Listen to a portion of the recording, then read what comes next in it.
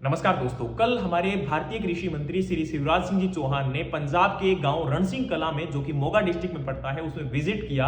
और उस गांव में विजिट करने का एक खास मकसद था, क्योंकि उस गांव के द्वारा 2019 के बाद एक भी खेत में पराली को आग नहीं लगाई गई है। इसके अलावा इस गांव की और भी बहुत सारी खासियत हैं। उनमें से पहली खासियत ये निकल कर आती है कि गांव के अंदर ही सीवरेज ट्रीटमेंट प्लांट लगाया गया है, जिसकी बदौलत पूरे गांव में आपको स्वच्छता देखने को मिलेगी, सफाई देखने को मिलेगी और गलियों का पूरा बेहतरीन काम देखने को मिलेगा। वहां पर एक लाइब्रेरी भी है, खेल के मैदान बेहतर बनाए गए हैं ताकि स्टूडेंट्स को और आगे बढ़ाया जाए, यूथ को आगे बढ़ाया जाए और गांव को अच्छा और सुंदर बनाने के साथ साथ जो हमारा पर्यावरण है, एनवायरमेंट है, इस पर भी फोकस किया जा रहा है। तो इस गांव के जो सरपंच है वो अभी पर्टिकुलरली अगर हम बात करें तो कनाडा रिटर्न्स हैं और वहां से आने के बाद लगातार अपने गांव के अंदर तीसरी बार सरपंच बन चुके हैं और वो फोकस कर रहे हैं कि किस प्रकार से गांव को बेहतर बनाया जाए। तो उन्होंने बताया कि उन्होंने जब से वो कनाडा से रिटर्न है और जब से सरपंच वो बने हैं तो उन्होंने फोकस किया कि कैसे हमारे गांव के अंदर हम पैसे को इन्वेस्ट कर सकते हैं। तो उन्होंने प्रति एकड़ फार्मर को कुछ इन्वेस्टमेंट या ये कह सकते हो कि कुछ पैसा सहायता देने की कोशिश की, जिसकी बदौलत ये पॉसिबल हो पाया कि आज गांव के किसान एक भी खेत में पराली को आग नहीं लगाते हैं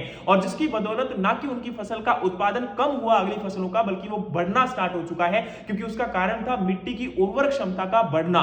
तो ये सारी चीजें की जा सकती है अगर हमारी इच्छा शक्ति अच्छी हो और सब लोग मिलकर काम करें। तो वही एक यहां पर ये गांव एक आदर्श गांव का एग्जांपल दिखाता है, क्योंकि इन लोगों को पहली बार नहीं है, इससे पहले भी 2-3 बार इनको अवार्ड मिल चुके हैं। 2 बार इनको राष्ट्रीय पुरस्कार मिल चुका है जो कि पंचायत सशक्तिकरण पुरस्कार था और 3 बार इनको बेस्ट जो है स्टेट के अंदर विलेज अवार्ड मिल चुका है, जो कि अपने आप में काफी बेहतरीन है। और ये शो करता है कि अगर हमारी इच्छा शक्ति अच्छी हो, विल पावर अच्छी हो और सब लोग मिलकर काम करना चाहें तो किसी भी मुकाम को हासिल किया जा सकता है। इन लोगों ने लगभग 25% या 20% के अराउंड जो ग्रांट है वो सरकार से ली थी, बाकी 80% पैसा इन्होंने खुद कलेक्ट किया था, या फिर ये कह सकते हो कि जो एनआरई वगैरह है उनसे कलेक्ट करने की कोशिश की थी और इसकी बदौलत इन लोगों ने इतना बड़ा सुधार कर पाए। तो यही चीज अगर हम हर गांव में करें, हर शहर में करें, हम सरकारों के ऊपर निर्भर ना होकर, बिल्कुल हमें कहीं ना कहीं उम्मीद इन लोगों से होनी चाहिए कि टैक्स हम पे करते हैं, लेकिन फिर भी कहीं ना कहीं हमें आत्मनिर्भर तो बनना ही पड़ेगा, तभी हम हर गांव को सुधार पाएंगे। बाकी आप लोगों का इसका लेकर क्या मानना है कमेंट बॉक्स में कमेंट जरूर करिएगा। इसी प्रकार की और अपडेटेड कंटेंट के लिए हमें फॉलो कर लीजिए। जय हिंद, जय भारत।